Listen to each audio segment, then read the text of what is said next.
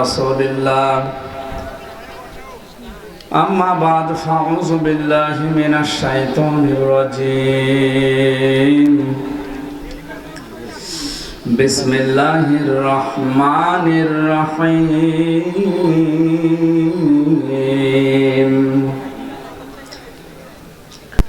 يا أيها الذين آمنوا اتقوا الله وآمنوا برسوله يؤتكم كفلين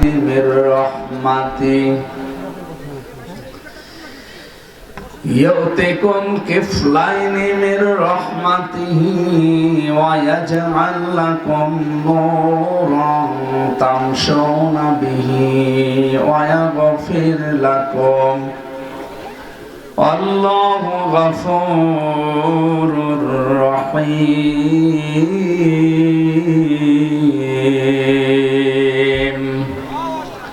صدقت يا ربنا اللهم صل على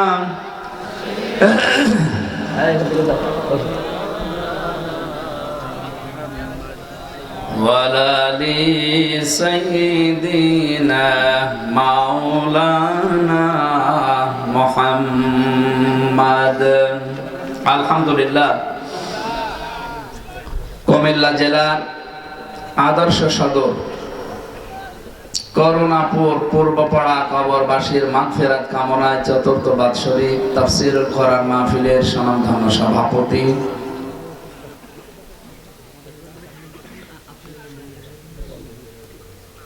যারা মাওলানা ফারুক আহমেদ, সহকারী অধ্যাপক ফকির বাজার ইসলামিয়া সন্নিয়া সিনিয়র আলিম মাদ্রাসা বড়িচং কুমিল্লা, আতালাল্লাহু উমরাহু ওয়া বারাকাল্লাহু ফি হায়াতি, আমিন। মাহফিলের প্রধান মেহমান বিশ্বনন্দিত মুফাসসিরে কোরআন শহীদ আল্লামা দেলাওয়ার হোসাইন সাইদি রহমাতুল্লাহ আলাইহির সুযোগ্য সন্তান আল্লামা মাসুদ সাইদি। তাফসীর পেশ করেছেন হাজার হাজার আলেম উস্তাদ, ইসলামিক চিন্তাবিদ, শিক্ষাবিদ, বাংলাদেশের প্রথিতযশা আলেমে দ্বীন জনাব মুফতি কাজী ইব্রাহিম দামাত বারকাতুহুল আলিয়া। আলোচনা রেখেছেন আপনাদের এলাকার সন্তান মাওলানা মুশতাক ফয়েজি, একটা ব্যতিক্রম ধর্মী পীর সাহেব না, মাওলানা হোসাইন মাহফুজ চুয়াডাঙ্গা, মাওলানা কবির আহমেদ প্রিন্সিপাল সুলতানপুর ফাজিল ডিগ্রি মাদ্রাসা দেবিদ্বার কুমিল্লা। আলোচনা রেখেছেন মাওলানা সাদিকুর রহমান আজহারি, মাওলানা ইহিয়া তাকি, মাওলানা মুফতি মাহমুদুল হাসান গনভি। বিশেষ আকর্ষণ আন্তর্জাতিক পুরস্কার প্রাপ্ত কারি হাফেজ কারি মুশফিকুর রহিম। আমন্ত্রিত ওলামা হযরত, অনেকগুলো আলেমের নাম দেখতে পাচ্ছি, এত আলেম এসেছিল আলহামদুলিল্লাহ। মুফতি মোস্তাফিজুর রহমান, কাজী মুফতি আব্দুর রশিদ, মাওলানা ইমাম হোসেন, মাহবুবুর রহমান সরকার, মাওলানা জসিমউদ্দিন চাঁদপুরি, মাওলানা আব্দুল্লাহ ফাহিম। এ মাহফিল যার মাধ্যমে এসেছে আপনাদের এলাকার সন্তান বড় ভাই জনাব আল আমিন। আমার আগে মনে হয় তার কলিজার টুকরা সন্তান ইংরেজিতে কথা বলছিলেন না? কে বলছিলেন আপনারা জানেন? এখনো 20 মিনিট লাগবে, আমি তো অলরেডি এসে বাড়ি এসে বসে আছি। আমার শুধু চা খাওয়ার জন্য, চা তো পাইনি, চা থাকলে দেন। চা আসতেছে টেরাকি করে। মঞ্চে বসা আছেন যারা অত্র এলাকার সর্বজন শ্রদ্ধাভাজন ব্যক্তিবর্গ, সামনে বসা মুসলমান ভাইরা, পর্দার আড়ালের সম্মানিত মা এবং বোনেরা, প্রাণ প্রিয় কুমিল্লাবাসী। আজকে আসলে চাপ হয়ে গেছে বেশি। দিনের বেলা ছিল ব্রাহ্মণবাড়িয়া নবীনগর থানা, রাতে ছিল কসবা থানা, আবার এখানে এমনিতে জার্নি হয়ে গেছে আজ খুব বেশি। কোথায় সে ফেনী থেকে যশোর, যশোর থেকে কুষ্টিয়া, কুষ্টিয়া থেকে এখানে, আবার আজকে যাওয়া লাগবে এখনই কুষ্টিয়ায়। কালকে আমিরে জামাত আসবে সকাল 7:30 8টার দিকে অনুষ্ঠান কুষ্টিয়ায়। আমার নাকি যে তেলাওয়াত করা লাগবে প্রথমে উদ্বোধন, এই জন্য আমার মনে হয় বেশি রাত করবো না, অন্তত একটা আয়াত পড়েছি, এর উপরে মেসেজ করে যতটুকু পারি কথা বলে আমি আবার টান দেবো গাড়ি ইনশাআল্লাহ। সবাইকে নিয়ে আল্লাহর দরবারে শুকরিয়া জানাচ্ছি, আপনারা কবরবাসীর মাগফিরাত কামনায় অনুষ্ঠান দিয়েছেন। একটা নিয়ম ভুল করা আছে বাংলাদেশে, মানুষ মারা গেলে আমাদেরকে ডাকে যে কোরআন পড়িয়ে দেন। মানে ভাই, মরা মানুষের জন্য তো কোরআন শরীফ না, কোরআনের মূল মেসেজ জিন্দা মানুষদের জন্য। এর আলোচ্য বিষয় কারা? মানুষ। কোন মানুষ? জীবিত মানুষ। আল্লাহ বলেন হাদা বায়ানুল লিন্নাস, এই যে বর্ণনা লিন্নাস, লাম শব্দটা 19টা অর্থে বা 13টা অর্থে আসে। জীবিত মানুষদের জন্য লাম ব্যবহার করা হয় আরবি গ্রামার অনুযায়ী। কোরআন শরীফ তো জীবিত মানুষদের জন্য। কোরআনে কারীম যারা জীবিত মানুষ আমল করবে, এরা যদি আপনার সন্তান হয়, আহাল পরিবার হয়, এরা দোয়া করলে ওইটা আপনার কবরে যাবে। তাছাড়া আপনি মরে গেছেন, আপনার পাশে বসে কোরআন শরীফ পড়লাম, ওটাই সেরকম লাভ হয় না, আরো আপনার আযাব বাড়বে যদি কোরআনের উপর আপনার জীবন জিন্দেগি না চলে। হাফেজ সাহেব যখন পড়বে ইউসিকুমুল্লাহু ফি আওলাদিকুম লিযাকারি মিসলু হাযযিল উনসায়াইন, যে আল্লাহর নির্দেশ, তোমার এক ছেলে যা পাবে 2 মেয়ে তাই পাবে। আপনি তো এটা করেননি, সব ছেলের নামে লিখে মেয়েকে ফাঁকি দিয়েছে। আর বহু মানুষকে আমরা এরকম দেখি, বনের সম্পদ বিশেষ করে দিতে চান না, বলে হ্যাঁ ওর মাঠের জমি দিয়েছি তাই কত না, মনাজর উপর করুণা করছেন আপনি। আপনাকে বাবা জন্ম দিয়েছে আর ওইটা কি ওকে ফ্ল্যাক্সিলোড করে নিয়ে এসেছে, ওর উপর দায়িত্ব নেই। সর্বোপরি আল্লাহর নির্দেশ। ভাই যারা আমরা আছি, আমি নিজেও একজন ভাই, আমার একটা বোন আছে, আমার দায়িত্ব আল্লাহ যা দিয়েছে এই ঋণ যেন আমি শোধ করি। আমি আমার সন্তানাদি, আমার স্ত্রী, এদেরকে খুশি রাখতে গিয়ে আমার বোনকে আল্লাহর নির্দেশের বাইরে রাখতে আমি পারি?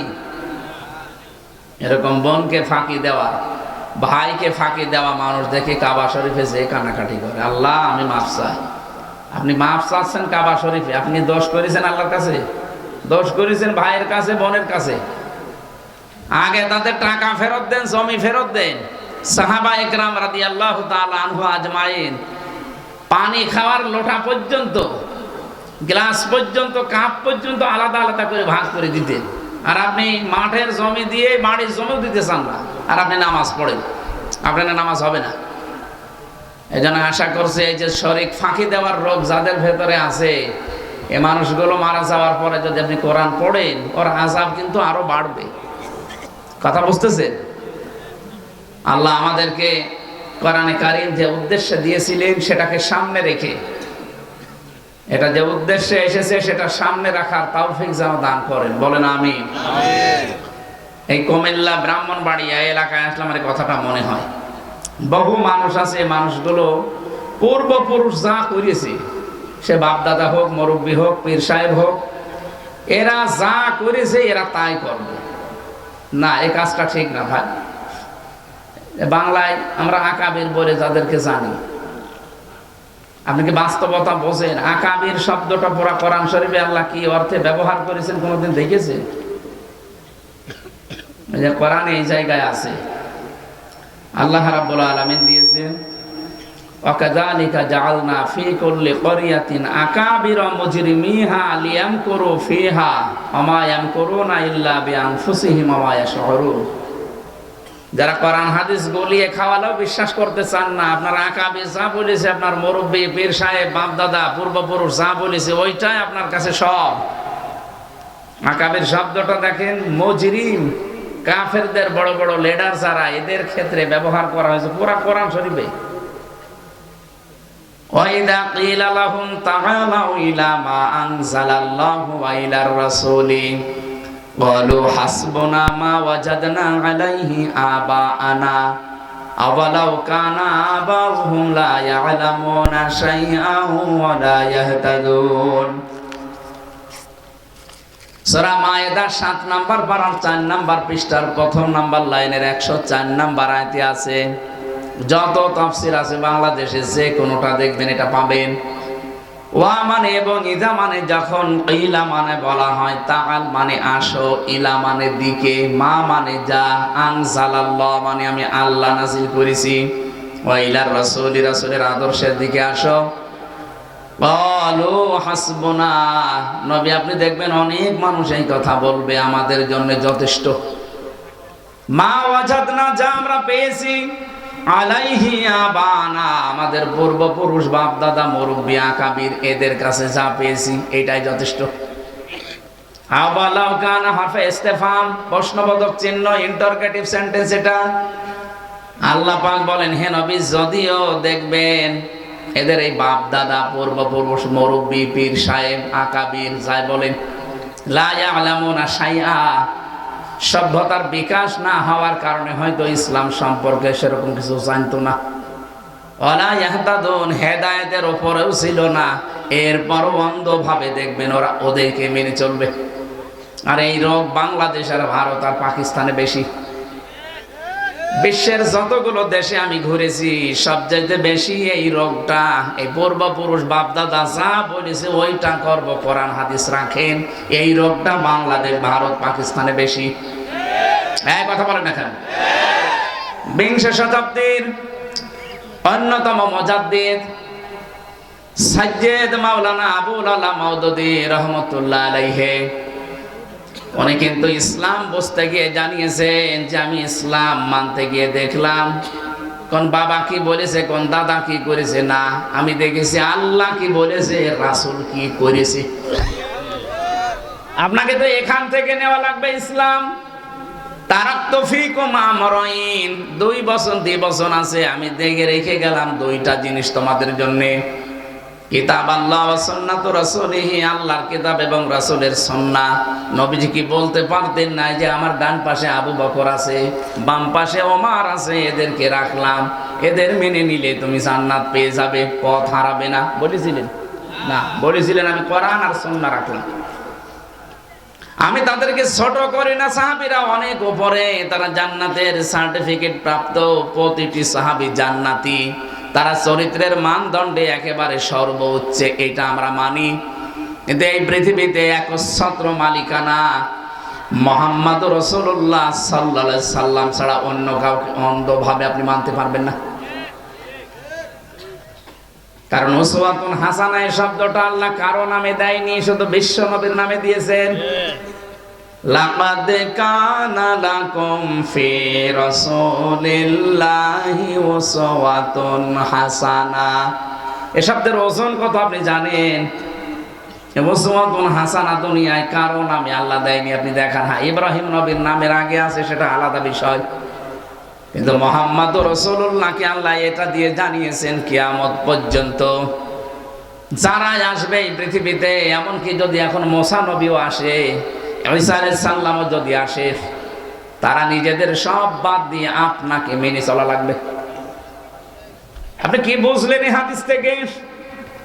এত বড় পাওয়ারফুল নবী যারা আল্লাহর সাথে কথা বলতেন, হযরতে মূসা কালিমুল্লাহ বলা হয়, আল্লাহর ফতকারে যিনি তৈরি হয়েছিলেন হযরতে ঈসা, এটা যাদের রেকর্ড হচ্ছে তামাম দুনিয়ায় ছড়াবে। এই জন্য আমি ইহুদি এবং খ্রিস্টানদেরকেও বলছি, আপনারা মুসা আলাইহিস সালামকে যোসেফ বলে ডাকেন, ঈসা আলাইহিস সালামকে যিশু বলে ডাকেন, ডাকেন যে নামে, মানেন তো মুসা এবং ঈসাকে। আপনাদেরকে বলছি, আপনার তাওরাত খোলেন, ইনজিল খোলেন, 903 জায়গায় আমার নবীর শেষ নবী হওয়ার বর্ণনা দেওয়া আছে।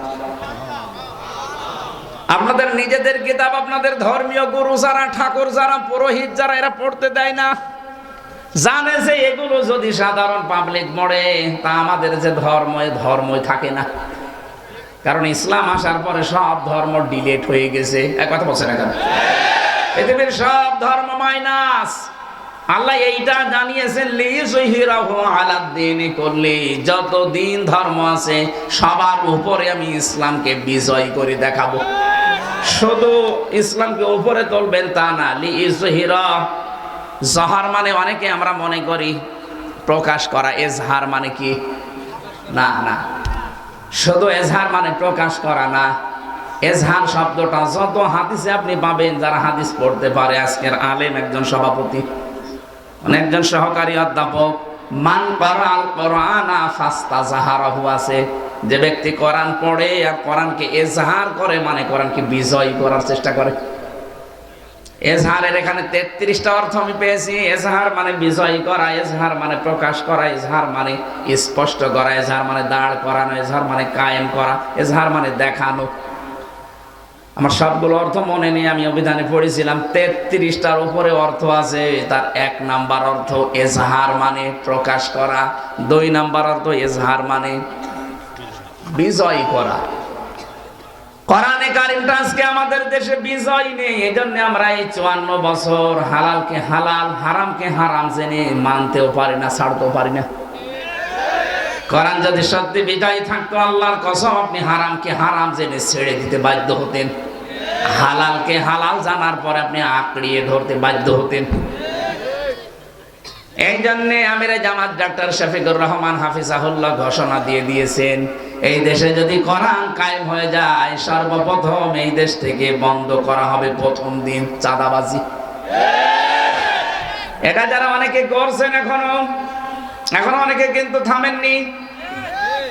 এই 15.5 বছর দেখেছিলাম এক স্টাইলে, এখন চলছে আর এক স্টাইলে। যারাই করছেন আপনি কিন্তু থামেন। আপনি খোঁজ রাখেন, কিছু গোয়েন্দা বিভাগের খোঁজ রাখেন, তারা কিন্তু নখদর্পণে রেখেছে কোথায় কি করছেন। আজকে ও ঘাটের পাহারাদার নিতে গিয়ে সিএনজি স্ট্যান্ডের এই যে পাশের জেলা ব্রাহ্মণবাড়িয়ায় আপনার 2 দল মারামারি করে 10 জনা হতো, আর 2 জনের চোখ হারিয়ে গেছে। আপনি কি শুরু করেছেন?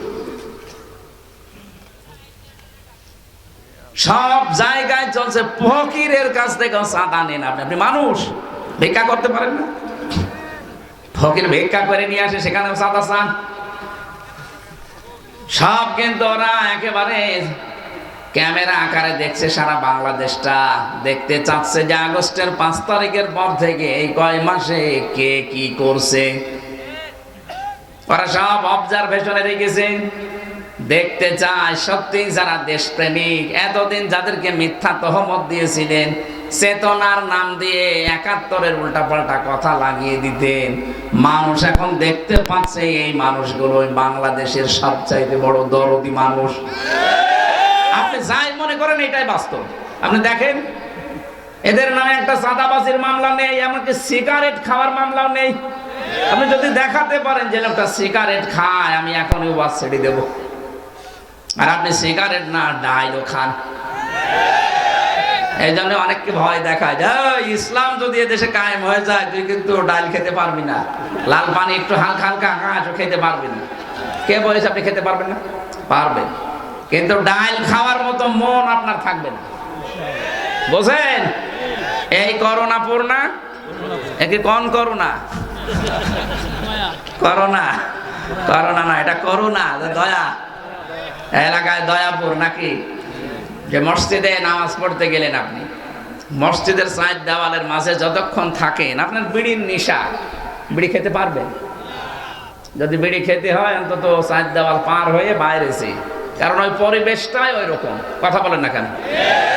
কোরআনে কারিম যদি 56,000 বর্গ মাইলে কায়েম হয়ে যায়, পুরা দেশটাই হয়ে যাবে একটা মিনি জান্নাত। ও বিড়ি খাওয়া, ডাল খাওয়া এগুলো আপনার মনে আসবে না, তৈরি হয়ে যাবে দেশটা এরকম। আমরা এরকম একটা দেশ চাই না। গোয়েন্দা বিভাগে যারাই আছে, 27টার উপরে গোয়েন্দা বিভাগ কাজ করছে বাংলাদেশে, প্রত্যেকে এটা চাচ্ছে যে আমরা দেখি আসলে দেশটাকে ভালোবাসে কারা। যাদের নামে এরকম কিচ্ছু পাওয়া যাচ্ছে না, তাদের হাতে কিন্তু দেশ তুলে দেবে আপনার এই উল্টাপাল্টা কাজ দেখে।